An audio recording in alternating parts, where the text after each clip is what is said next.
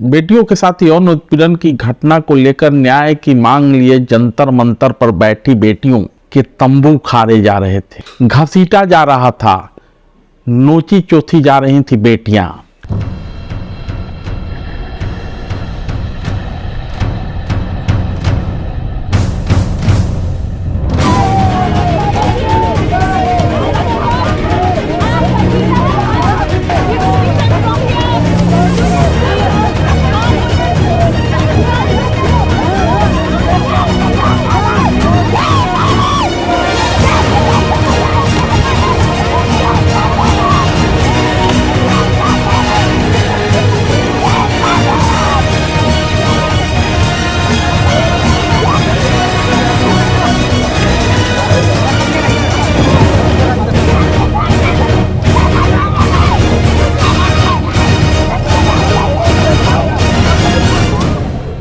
ठीक उसी वक्त देश का प्रधानमंत्री नए संसद का उद्घाटन कर रहे थे।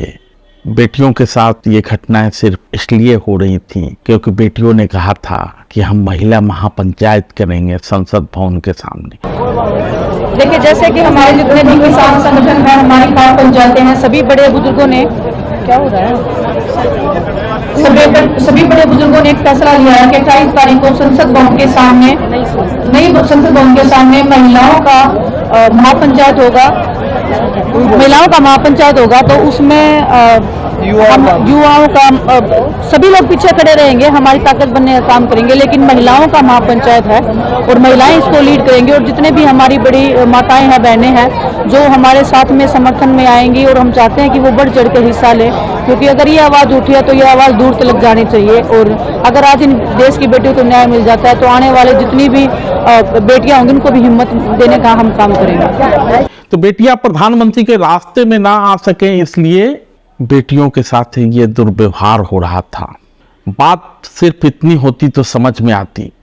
मजबूत कही जाने वाली बेटियां, देश के लिए मेडल लाने वाली बेटियां न सिर्फ अपनी लड़ाई लड़ने में सक्षम है, बल्कि उनके पीछे खाप खड़ा है, उनके पीछे किसान संगठन खड़े हैं और कथित न्याय के लिए संघर्ष कर रही हैं बेटियां। तब उनका ये हाल है तो भला उस बेटी के न्याय की लड़ाई कौन लड़े जिसे चाकुओं से गोद दिया जाता है। और ये घटना भी राजधानी में हुई है, जंतर मंतर से महज चंद किलोमीटर की दूरी पर, जहां एक सिरफिरा 16 साल की नाबालिग बेटी को चाकू से गोद देता है, बार पर बार किए जाता है।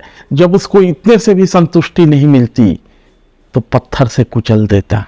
इस बेटी के पक्ष में न तो पहलवान बेटी मुंह खोलती है, न बहन बेटियों की इज्जत की दुहाई देने वाला खाप, और न ही कोई किसान संगठन। जब पहलवान बेटियों के कपड़े नोचे जा रहे थे, तंबू से बम्बू निकाला जा रहा था, उस वक्त भी निशाने पर दिल्ली पुलिस थी। और जब बेटी को गोदा जा रहा था, पत्थर से सिर कुचला जा रहा था, तब भी निशाने पर दिल्ली पुलिस ही है। जनता जंतर मंतर पर बैठी पहलवान बेटियों के मामले में भी तमाशबीन बनी रही। और शाहाबाद डेयरी में जहां बेटी चाकू से गोद दी गई, वहां भी तमाशबीन बनी रही। बेटी गोदी जाती रही और आसपास खड़े लोग या तो तमाशबीन बने रहे या फिर मौका पाकर वहां से खिसक जाना जरूरी समझा। वैसे भी मरा हुआ कौम बेटियों के सुरक्षा की लड़ाई नहीं लड़ सकता, उनके मान सम्मान की लड़ाई। शाहाबाद से जो दृश्य सामने आया है, वहाँ चाकू से मारा जा रहा है, पत्थर से मारा जा रहा है, और वहाँ खड़े लोग तमाशा देख रहे हैं। अच्छी खासी संख्या है और एक सिरफिरा है और आसपास से कई लोग गुजर रहे हैं, लेकिन कोई उसके बचाव में नहीं आता। यही कारण है कि चाहे जंतर मंतर का अपराधी हो या फिर शाहाबाद का, हौसला बुलंद है। सियासत जंतर मंतर के मामले में भी बयानबाजी में व्यस्त थी और शाहाबाद के घटना के बाद भी दिल्ली महिला आयोग के अध्यक्षा स्वाति मालीवाल ने कहा है कि दिल्ली के शाहाबाद डेयरी में एक नाबालिग मासूम गुड़िया को चाकू से गोद कर मारा गया और उसके बाद उसे पत्थर से कुचल दिया गया। दिल्ली में दरिंदों के हौसले बुलंद हैं। की अध्यक्ष हूँ कई सालों से, पर मैंने इतना डराने वाला केस शायद ही कभी देखा है। एक 16 साल की लड़की, उसको सड़क पर, बीच सड़क पे सब लोगों के सामने 40 से 50 बार चाकू से मारा गया और उसके बाद ईंट मार मार कर उसकी हत्या कर दी गई। कितना बेरहमी से उसको मारा गया, ये सारा का सारा सीसीटीवी वीडियो फुटेज में कैप्चर हुआ है। और उस वीडियो में ये भी देख रहा है कि जब वो लड़की चीख रही है, चिल्ला रही है, तो कई सारे आदमी और महिलाएं सड़क के पास से गुजर रहे हैं और कोई पलट के भी नहीं देख रहा। तो दिल्ली एक बहुत ही ज्यादा असुरक्षित जगह है महिलाओं के लिए और बच्चियों के लिए, और साथ में दिल्ली बहुत असंवेदनशील भी हो गई है। ये क्यों हो रहा है? मैं ये मानती हूँ कि आज दिल्ली में किसी को डर नहीं लगता। लोगों को लगता है कि वो किसी भी महिला के खिलाफ, किसी भी बच्ची के खिलाफ कुछ भी कर देंगे, घिनौना से घिनौना अपराध कर देंगे और कानून व्यवस्था और दिल्ली पुलिस उनका कुछ नहीं बिगाड़ पाएगी। इसको बदलने की जरूरत है। मेरी केंद्र सरकार से अपील है, तुरंत एक हाई लेवल कमेटी की मीटिंग बुलाए जिसमें देश के होम मिनिस्टर हो, क्योंकि दिल्ली पुलिस सीधे सीधे उन्हें रिपोर्ट करती है।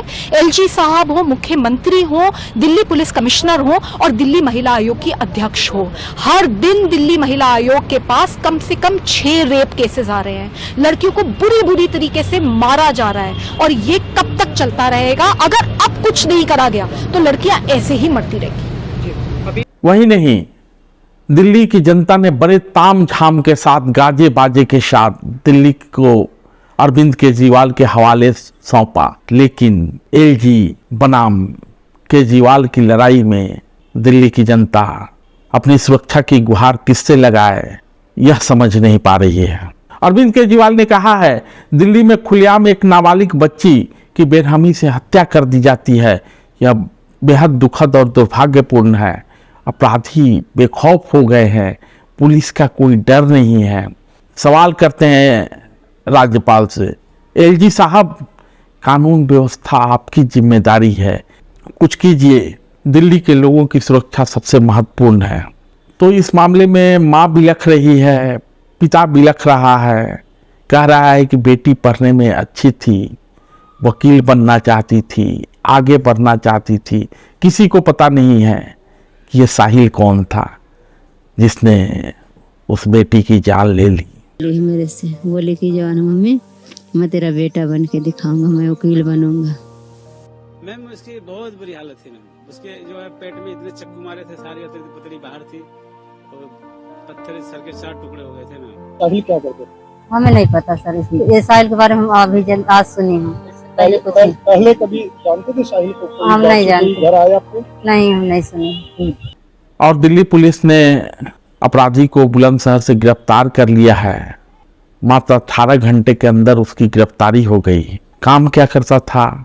फ्रिज और एसी रिपेयरिंग का, और पिता का नाम है सरफराज। बेटी 10वीं कक्षा की छात्रा थी। माँ कंपनी में काम करती है, पिता मिस्त्री का काम करते हैं। पृष्ठभूमि तो समझ ही गए होंगे, न कोई खाप सामने आएगा, न पहलवान बेटी मुंह खोलेगी, न किसान संगठन सामने आएंगे। हाँ, कुछ लोग इस मामले में आएंगे जरूर, लव जिहाद का एंगल लेकर, केरला स्टोरी की बात लेकर। सियासतदान को सियासत तो करनी ही है। खैर, अक्सर कहा जाता है कि दिल्ली दिलवाले की है, लेकिन कारनामे ऐसे हैं कि दिल्ली दिल वालों की न रही, बल्कि दिल दहलाने वाली बन गई है। लोग तो ये भी कह रहे हैं, ये कैसी राजधानी, बेटियां मांग भी न पाए पानी। धन्यवाद।